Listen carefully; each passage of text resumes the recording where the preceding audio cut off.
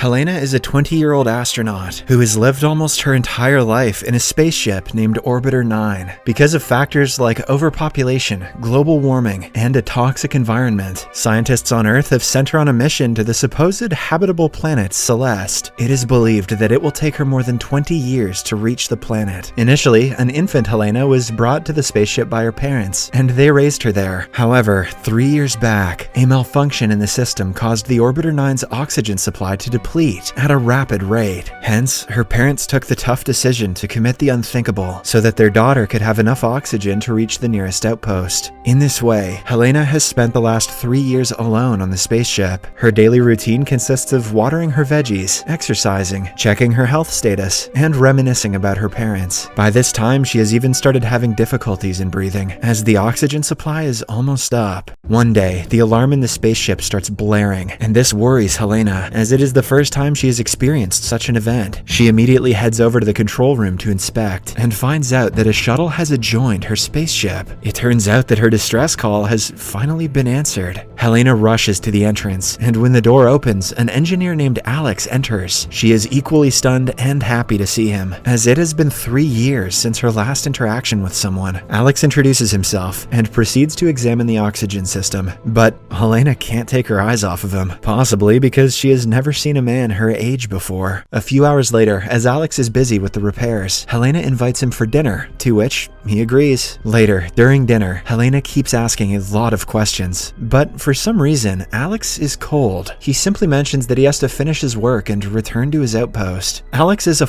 boy in space. The next day, Alex successfully repairs the oxygen system and prepares to leave. That night, while he is sleeping, Helena silently enters his room and gets on top of him. As she is busy staring, Alex wakes up and asks her to get down. But Helena, who has been alone her entire life, mentions that it might be another 20 years before she sees someone again. She then slowly kisses him, and soon, the two have coitus. The following morning, Alex packs all his belongings and departs, without even bidding Helena a proper goodbye. After leaving the spaceship, he enters a strange hallway and then makes his way upstairs. Surprisingly, he comes out of what appears to be a bunker, which is placed in the middle of the woods. Here, we get to know that the Orbiter 9 is not a spaceship after all, and the entire thing is being staged on Earth. In the next scene, Alex gets in his truck and drives through the woods, which appear to be a top-secret facility. We can clearly see that there are more bunkers like Helena's, and the entire operation is known as Project Orbiter. It's like a centrifugal Truman show. Shortly after, Alex reaches the entrance, which is heavily guarded by military personnel. That evening, he heads to the base of operations and meets the project manager, Hugo. Hugo takes out his tablet and shows some statistics to Alex, which reveals that there are in fact 10 orbiters. He claims that the progress is good, and if everything proceeds at the same pace, the real launch to Celeste may happen in the next 20 years. Despite the good news, Alex is upset, as he worries about the 10 test subjects that have been isolated in the orbiters. I wonder how many of them he's coitused. However, Hugo tells him that sacrificing 10 people for the good of humanity is the right thing to do. At night, as Alex is heading home, a news report states that it has been 5 years since the Celeste spaceship disaster. On that fateful night, the spaceship, which was carrying 207 crew members, experienced a sudden mechanical failure just after exiting the Earth's surface. This resulted in a fatal crash that killed everyone on board. The head engineer of the spaceship is revealed to be none other than Alex himself. Ever since the incident, he has been shrouded with guilt and sorrow, as not only did several people die, but humanity also suffered a major setback in their quest to Celeste. The next morning, Alex meets his therapist, Sylvia, who uses a highly futuristic screen to conduct her sessions. With the help of this screen, people on both sides can't see each other, and even their original voice is distorted. All they can see is a computerized wolf, which resembles their facial movements. Unable to hide his depression anymore, Alex reveals about the specifics of his job to Sylvia, and explains how he feels bad for the 10 test subjects. As days pass by, Alex starts getting more and more paranoid. He regularly watches videos and live feeds of Helena, implying that he is unable to shake her from his mind. mind. Then, one day, he finally decides to risk it all. He gets in his car and heads to the facility. Meanwhile, inside the Orbiter 9, as Helena is undergoing her regular health checkup, the alarm starts blaring once again. This surprises Helena as her spaceship is far away from any outpost. Soon, the entrance door opens, and a casually dressed Alex emerges from it. He immediately informs her that they are not in a spaceship, and that they have to escape. But Helena, who is frozen in fear, doesn't speak a word. To prove his point, Alex takes out a hidden camera, and also a microchip planted inside Helena to track her vital organs. He also tells her that he is doing this for her safety. Helena is still in disbelief, but since she has a crush on Alex, she agrees to go with him. The science may not check out, but my hormones do. Before leaving, Alex hacks the camera feed and uploads an older recording of Helena so that no one suspects their escape. Following this, the two exit the Orbiter 9. When Helena steps out of the bunker, she is momentarily dazed and has difficulty walking as she is experiencing sunlight and natural air for the first time. Alex then hides her inside his truck and somehow clears her through the entrance checkup. Later, he stops by a hill and reveals everything about the Orbiter program and how it came into existence. The program was designed to accustom a human to space so that the upcoming launch to Celeste can go smoothly. He also informs Helena that her parents are still alive, but when the latter expresses her desire to meet them, he refuses. Turns out that her parents are also part of the project. Shortly after, the two reach Alex's home, and Helena is surprised to see normal household equipment. She also experiences rain for the first time and becomes delighted. The following day, Alex visits Sylvia and informs her of what he's done. Worried about her client's safety, Sylvia shows her real self to Alex and promises to help him if things go awry. That night, Alex takes Helena out and shows her around the city. He buys a variety of meals for her, something which she has never experienced in her isolation. When Helena talks about the sea, he simply takes her to an aquarium and introduces her to different fish. The next morning, Alex leads Helena to his private office, where he has a bunch of computers set up. He explains that it is the place from which he keeps an eye on the orbiters and tracks their progress. Clearly stressed by the breach in privacy, Helena asks Alex how he could be involved in such an inhumane act, but the latter replies that it's for the betterment of humanity. With all the data and statistics gained from the Orbiter project, they will be able to flawlessly send a real spaceship to Celeste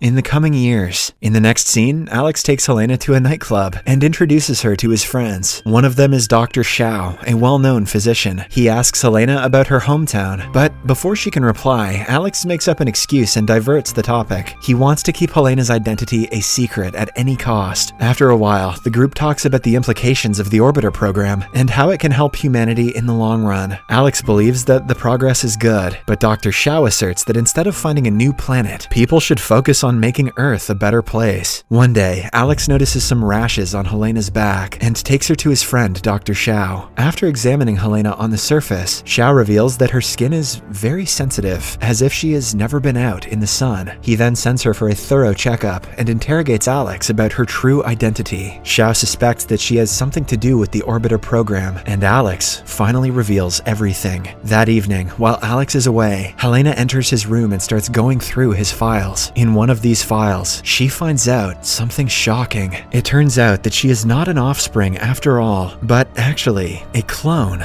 She then flips over some pages and finds the address of her surrogate parents. Devastated by the revelation and the fact that Alex lied to her, she gathers her belongings and heads outside to find her parents. Later, Alex arrives at home and realizes that Helena has discovered the truth about her genetics. He is visibly upset, but can do nothing to find her. Elsewhere, Helena finds her parents and confronts them for abandoning her. The mother, who seems to be caring, tells Helena that although she is a clone, she has the genetics of people from different centuries, making her extremely healthy. Just then, the father approaches Helena from behind and cuffs her to the railing. He then proceeds to contact Hugo, but surprisingly, the mother knocks him out and helps Helena escape. A few hours later, she meets up with Alex and berates him for hiding the truth from her. With no words to defend himself, Alex simply apologizes and hugs her. However, the trouble has just begun. Realizing that Hugo and his people have gotten wind of the escape, Alex and Helena pack their belongings and take off. The next day, Hugo meets up with the chief benefactor of the Orbiter project, Catherine, and briefs her about the situation. As expected, the boss is far from impressed, as one of her valuable assets has escaped. When Hugo asks her for a solution, Catherine orders him to find Helena and kill her. Elsewhere, Alex takes Helena to her longtime confidant, Sylvia, and asks for a place to stay. Being the kind woman that she is, Sylvia gladly accepts. But before she can escort them out, she hears a knock at her door. Outside, she finds Hugo and 2 armed soldiers on the lookout for Helena. It turns out that he rummaged through Alex's apartment and found Sylvia's business card there. The men then barge inside the place and start looking around. Soon, they reach one of the therapy booths, not realizing that the couple is on the other side. Hugo then orders Sylvia to start the screen, and as she does so, Alex and Helena freeze in their place. They do not even blink, because if they do so, the wolf simulation will also move and blow their cover. This goes on for a while, and when Sylvia refuses to hand over the couple, one of the soldiers shoots her dead. This terrorizes the couple on the other side, and they immediately run away. Then, an intense chase ensues on the rooftops, with the couple managing to stay one step ahead of the bad guys. However, they are eventually cornered when they come across a dead end, with no alternative left. Alex proposes to jump to another terrace. He goes first, but when it's Helena's turn, she freezes in fear and is eventually apprehended. Alex can do nothing but watch as Hugo and his men take her away. That night, a distraught Alex heads to the same nightclub and approaches his friend Xiao, who is also apparently beaten up by Hugo and his men. Xiao expresses his concern for Alex and also mentions that the test results of Helena are out. Unfortunately, she is unfit to stay in this environment and will have to go back inside the Orbiter 9 immediately. The revelation devastates Alex, but an idea strikes his mind. In the meantime, Hugo approaches Catherine and asks her if he can reinstate Helena back into the Orbiter program. However, she refuses, claiming that it will cost them a lot of money. She then orders him to finish Helena off immediately so that the news doesn't spread elsewhere. Following the orders, Hugo starts preparing the euthanization process. But before he can end it all, Alex arrives outside the building and proposes a deal to Hugo. Although the latter has already made up his mind to kill Helena, he still calls Alex inside for the sake of their friendship. Wasting no time, Alex mentions that Helena is pregnant with his child, a child which could be of significant importance in their project. He then proposes that Helena be allowed back in the orbiter alongside him so that they can both raise their child in the environment. This would create the perfect astronaut so that after 20 years, he or she can lead the real spaceship to Celeste. Surprisingly, Hugo likes the idea and he lets the couple head back into the orbiter. In the final scene, 20 years have passed by. Outside Orbiter 9, a now old Hugo waits for a girl to come out of her bunker, presumably Alex and Helena's daughter. The girl smiles at someone behind her and then looks into the sky. The movie ends as the spaceship, ready to take off for Celeste, is heard, indicating that the experiment was a success. Subscribe for more videos like this, turn on notifications, and leave a like to help the channel out. Thank you for watching.